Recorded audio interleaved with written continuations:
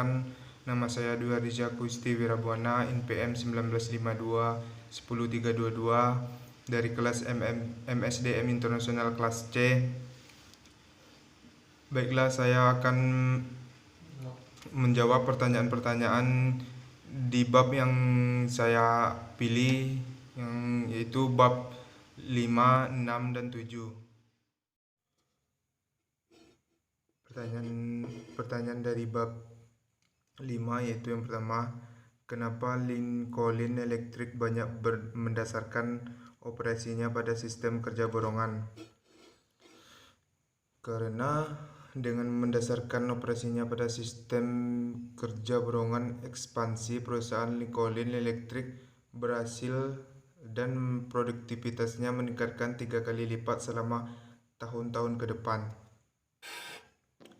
Pertanyaan kedua, sebutkan SDM lain yang mendukung sistem borongan di Lincoln Electric, yaitu merancang kompensasi atau melakukan manajemen kinerja karyawan, merencanakan sumber daya manusia. Yang ketiga, bagaimana telecommuters dapat mempengaruhi upaya perusahaan untuk menggunakan kerjasama tim, yaitu telecommuters dapat bekerja di kantor ataupun bekerja di rumah dan sedang dalam perjalanan dengan bekerja di mana saja dan kapan saja, karena juga akan tertarik dan perusahaan lebih mudah untuk mengakomodasi.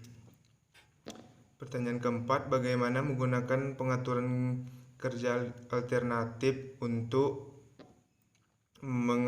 mengakomodasi kerja pada karyawan? Jawabannya, dengan telekomuting, karyawan bisa berinteraksi di mana saja dengan perusahaan, di kantor, di rumah, bahkan sedang di perjalanan. Perusahaan bisa mengakomodasi karyawan melalui telekomuting. Pertanyaan kelima, masalah-masalah apa yang mempengaruhi pilihan pada salah satu pendekatan rancangan kerja, yaitu produktivitas kerja, akomodasi karyawan,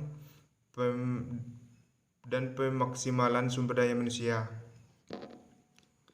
Yang keenam, sebutkan tugas-tugas swakelola membuat keputusan. Jawabannya, melakukan pemeliharaan, menjamin kebersihan, melakukan tugas sehari-hari, membuat penugasan anggota tim, menyeleksi anggota tim, memberikan pelatihan. Pertanyaan nomor 7, jika hasil kerja tim meningkatkan karena gagasan dan bakat, ini berarti? Jawabannya, karyawan bekerja sama dan saling memberdayakan satu sama lain agar berhasil. Karyawan memiliki keterampilan dan informasi yang memungkinkan mereka berpartisipasi dengan anggota tim. Variasi tim kerja lintas fungsional dan multikultural. Pertanyaan ke-8, apa yang dilakukan pendekatan motivasi terhadap karyawan? Jawabannya, pendekatan motivasi karyawan berguna untuk merangsang motivasi kerja karyawan dan meningkatkan kepuasan kerja. Pertanyaan 9, apa yang dimaksud dengan perancangan kerja? Jawabannya, perancangan kerja adalah proses yang ditentukan dan diciptakan oleh karakteristik dan kualitas kerja. Pertanyaan terakhir 10, atas dasar apa Prof. Brief merekomendasikan perancangan ulang kerja? Jawabannya, untuk produktivitas.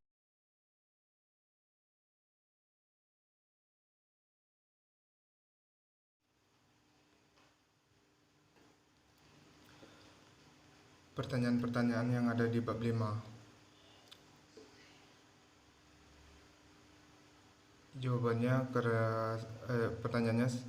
Jawabannya secara singkat, tujuan-tujuan utama program kompensasi internasional bagi perusahaan multinasional meliputi: yang pertama, menarik dan mempertahankan para karyawan yang berkualitas untuk penugasan internasional dari perspektif perusahaan induk, tetapi meliputi PCN, HCN, dan TCN.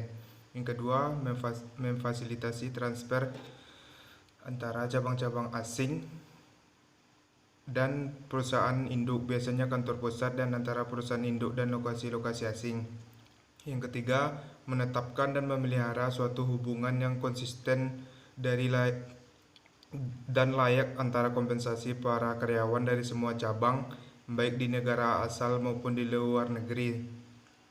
Yang keempat, memelihara kompensasi yang layak dalam kaitannya dengan praktik-praktik para pesaing sekalipun belum meminimasi biaya-biaya pada tingkatan yang memungkinkan. Satu dari pertimbangan terpenting untuk perusahaan-perusahaan multinasional dalam merancang program-program kompensasi adalah masalah dapat dibandingkan atau comparability. Meskipun biaya adalah mungkin pertimbangan utama dan tambahan yang sangat dekat, masalah comparability sedikit memiliki dua komponen signifikan. Satu, memelihara gaji dan tunjangan yang dapat dibandingkan untuk para karyawan yang sama-sama di perusahaan-perusahaan lain dan untuk rekan-rekan kerja dalam perusahaan yang sama.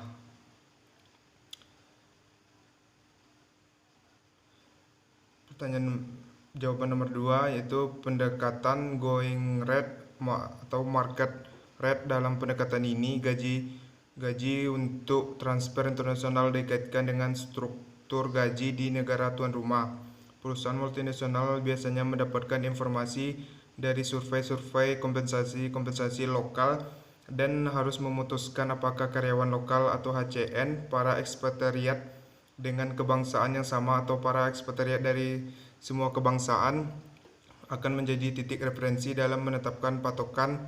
Misalnya, sebuah bank Jepang yang beroperasi di New York perlu memutuskan apakah titik referensinya adalah gaji lokal Amerika Serikat. Para pesaing Jepang lainnya di New York atau semua bank asing yang beroperasi di New York.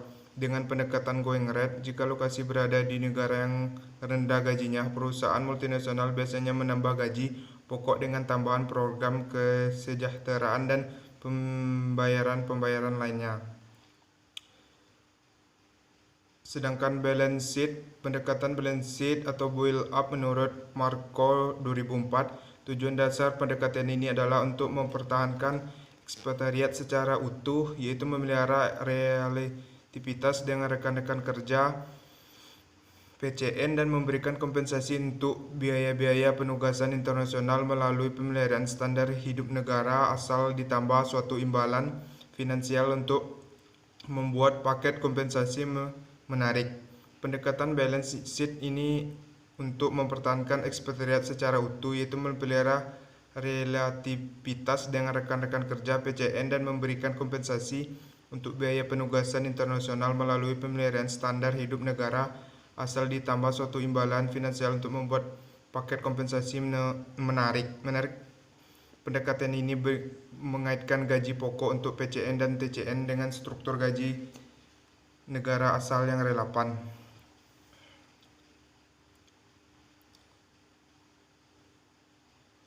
Pertanyaan nomor 3, jawabannya gaji pokok, imbalan bekerja di negara asing, tunjangan-tunjangan, program-program kesejahteraan. Satu masalah utama yang timbul adalah penetapan gaji-gaji karyawan negara tuan rumah atas suatu bentuk konsisten tetapi belum merupakan dasar global.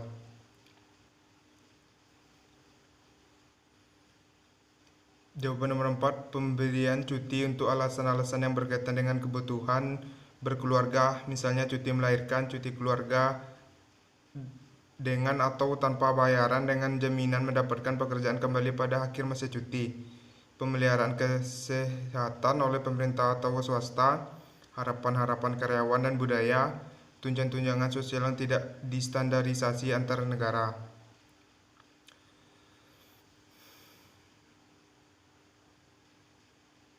Jawaban nomor 5 itu aspek penting lainnya dari masalah perbandingan gaji-gaji antara beberapa negara menyangkut pembayaran pada tingkat yang berbeda, terutama dikaitkan dengan biaya hidup yang relevan. Untuk memperoleh informasi akhir tentang biaya hidup internasional merupakan suatu isu konstan untuk perusahaan multinasional.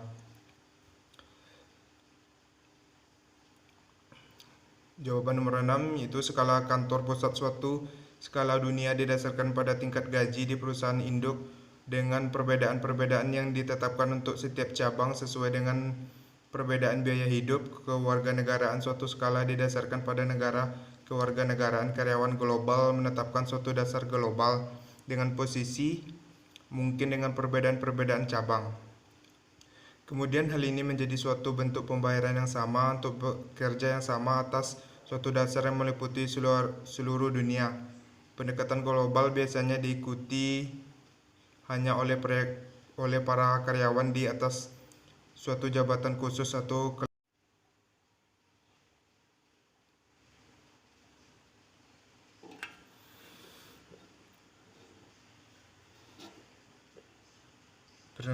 bila ini pertanyaan dari bab 7, pertanyaan dan jawabannya. Apakah rekrutmen lebih penting bagi perusahaan seperti Microsoft dibandingkan bagi perusahaan seperti General Motors? Jelaskan. Jawabannya yaitu rekrutmen di Microsoft sangat penting dibandingkan dengan General Motors karena Microsoft memerlukan karyawan yang berbobot dalam jumlah banyak. Gates juga menyebutkan bahwa perusahaan bisa sukses dikarenakan karyawannya. Dia juga banyak merekrut orang-orang cerdas. Dengan begitu tidak mengherankan jika Microsoft banyak melakukan rekrutmen dan penerimaan karyawan. Baik, pertanyaan kedua, apa tujuan rekrutmen? Bagaimana tujuan ini mempengaruhi kegiatan lain perusahaan? Jawabannya itu tujuan rekrutmen ada beberapa, yaitu yang pertama agar konsisten dengan strategi, wawasan dan nilai perusahaan. Yang kedua, untuk menentukan kebutuhan rekrutmen di masa sekarang dan di masa mendatang berkaitan dengan perubahan besar dalam perusahaan. Yang ketiga, untuk meningkatkan pool calon karyawan yang memenuhi syarat seefisien mungkin. Yang kelima, untuk membantu meningkatkan kebersihan proses seleksi dengan mengurangi calon karyawan yang sudah jelas tidak memenuhi syarat. Kegiatan lain sangat dipengaruhi oleh tujuan rekrutmen ini dikarenakan semua kegiatan perusahaan berkaitan dengan karyawan. Pertanyaan nomor 3, bandingkan dan bedakan metode dan falsafah rekrutmen dari Chubb, Icahn dan AIG. Jelaskan kesamaan dan perbedaannya. Jawabannya itu rekrutmen Chubb. Perusahaan Chubb biasanya mendatangi perguruan tinggi terkemuka dan menerima para lulusan tanpa melihat bidangnya yang memiliki keterampilan komunikasi dan antar pribadi yang bisa membentuk keterampilan spesifik dalam bidang asuransi. Sedangkan rekrutmen AIG, perusahaan AIG merekrut karyawan berpengalaman berasal dari perusahaan pesaing. Kesamaannya sama-sama merekrut karyawan yang berkompetensi. Perbedaannya, Chubb mendatangi perguruan tinggi terkemuka untuk merekrut para lulusan tanpa melihat bidangnya. Sedangkan AIG merekrut karyawannya dari perusahaan pesaing yang berpengalaman. Pertanyaan nomor 4. Bagaimana perencanaan sumber daya manusia memberi andil dalam rekrutmen yang efektif? Apa peran manajer lini dan manajer sumber daya manusia pada masing-masing kegiatan ini? Jawabannya itu perencanaan sumber daya manusia sangat berpengaruh signifikan terhadap rekrutmen yang efektif dikarenakan dengan SDM yang baik. Proses rekrutmen akan berjalan dengan lancar dan membuahkan hasil yang efektif dalam perekrutan. Peran manajer lini yaitu mengidentifikasi lowongan kerja saat ini dan masa datang, menyusun deskripsi tentang tugas kerja dan keahlian yang diperlukan, melakukan wawancara dengan para pelamar kerja.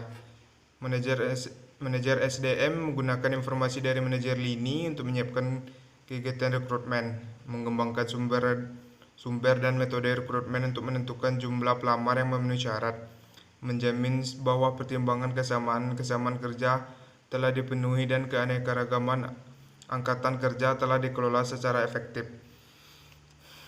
Pertanyaan nomor 5, mengapa sejumlah perusahaan banyak menggunakan sumber luar sementara sejumlah lainnya mencari calon dari dalam? Jawabannya, beberapa perusahaan mungkin mencari kandidat dari luar eksternal dikarenakan perusahaan ingin mencari kandidat yang lebih baik lagi, atau bisa juga dikarenakan perusahaan kekurangan kandidat yang mempunyai kompetensi yang baik di bidangnya. Maka dari itu perusahaan mencari kandidat dari luar. Sedangkan ada juga perusahaan mencari kandidat dari dalam atau internal dikarenakan menghemat biaya dan di dalam organisasi tersebut sudah ada yang memenuhi kriteria untuk mengisi jabatan yang diperlukan. Pertanyaan nomor 6, rekrutmen tidak saja meliputi pelamar dalam jumlah yang tepat, tetapi juga pelamar sesuai apakah sejumlah sumber rekrutmen lebih kaya daripada yang lain, apakah sumber-sumber tersebut menghasilkan lebih banyak informasi tentang pelamar, jelaskan. Jawabannya benar, sejumlah sumber rekrutmen yang lebih kaya atau lebih banyak akan menghasilkan informasi yang lebih lengkap tentang pelamar. Selanjutnya, tugas perusahaan untuk menyeleksi kandidat masuk dalam kategori yang cocok untuk dimasukkan dalam perusahaan. Dengan banyak sumber informasi pelamar, perusahaan lebih mudah untuk mencari tahu kandidat mana yang lebih cocok dan sesuai untuk menepati lowongan kerja yang dibutuhkan.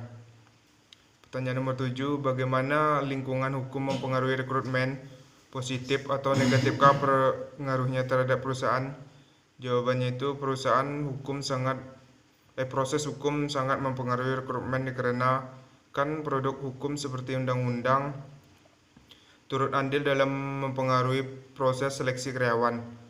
Walaupun tujuan utama proses seleksi adalah mendapatkan karyawan yang tepat, tetapi bukan berarti menyampingkan aspek-aspek non-diskriminatif, sehingga pada saat melakukan tes non-tulis atau interview, pertanyaan dilontarkan kepada pelamar untuk mengetahui informasi-informasi yang dibutuhkan harus seputar pekerjaan. Dengan begitu, proses tidak akan keluar dari fungsi sesungguhnya. Pertanyaan 8, bagaimana kegiatan rekrutmen mempengaruhi kemajemukan tenaga kerja suatu perusahaan? Jawabannya yaitu kegiatan rekrutmen mempengaruhi kemajemukan tenaga kerja karena semakin banyak perusahaan yang menyadari arti penting memiliki tenaga kerja yang majemuk akan membuat perusahaan bisa menerima keanekaragaman karyawan dan ini berpengaruh pada saat proses rekrutmen. Pertanyaan ke-9, bagaimana perusahaan dapat meningkatkan daya tariknya bagi pelamar kerja yang potensial? Yaitu ada 3 hal, yaitu jangan membuat kandidat bingung dengan rekrutmen yang dibuat perusahaan. Selanjutnya, membuat pool karyawan, melakukan promosi melalui sosial media, dan membuat website perusahaan yang bagus sebagai upaya menarik kandidat yang potensial. Pertanyaan ke-10, bagaimana perusahaan dapat meningkatkan kemungkinan pelamar tetap bertahan setelah diterima? Memberikan fasilitas kepada pelamar yang sudah diterima, menciptakan lingkungan kerja yang baik, memberikan reward jika karyawan bekerja dengan baik. Pertanyaan 11, bagaimana perusahaan di Jepang melakukan rekrutmen? Rekrutmen di Jepang tergantung pada kelompok bidang kerja pelamar di masa depan. Prosedur rekrutmen sesuai dengan bidangnya masing-masing. Kriteria penerimaan adalah kepribadian yang seimbang serta pandangan yang moderat. Yang terakhir itu alternatif apa yang dimiliki perusahaan Amerika untuk penempatannya stafnya di Meksiko. Perusahaan Amerika mungkin memutuskan untuk menggunakan tenaga kerja lokal, namun memusatkan perhatian pada pasar tenaga kerja Meksiko untuk jabatan tingkat tinggi dan dapat. Sekian video dari saya. Wassalamualaikum warahmatullahi wabarakatuh.